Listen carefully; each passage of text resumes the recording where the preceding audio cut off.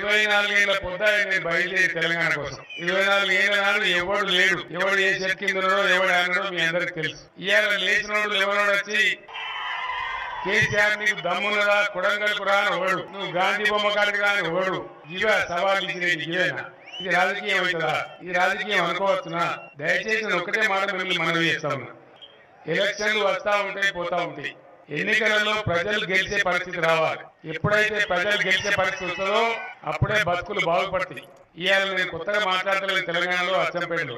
ఆ రోజు తెలంగాణ రాకముందు ఎవడెవడు ఎక్కడెక్కడ ఉన్నాడో, ఎవరు బూట్లు చూసినో, ఎవరు ఏ పని మీదనో ఇలా మాట్లాడే సిపాయిలు అందరూ ఏడుండ్రో ఒక పక్షిలాగా నేను ఒక్కరిని ఏ విధంగా ఊరు ఊరు వాడ వాడ తిరిగి యావత్ తెలంగాణ ఒక బ్రహ్మాండమైన ఉద్యమ కెరటంగా తయారు చేస్తే తెలంగాణ వచ్చి బతికిపోయిన గడ్డకు పడ్డాం. ఇప్పుడు నేను రాగా ఢిల్లీ ప్రాజెక్టు మీద నుంచే వచ్చినాం. ఆ నుంచి చాలా దూరం దుందుబి నది కనబడతా ఉంది. బాలరాజు కట్టించిన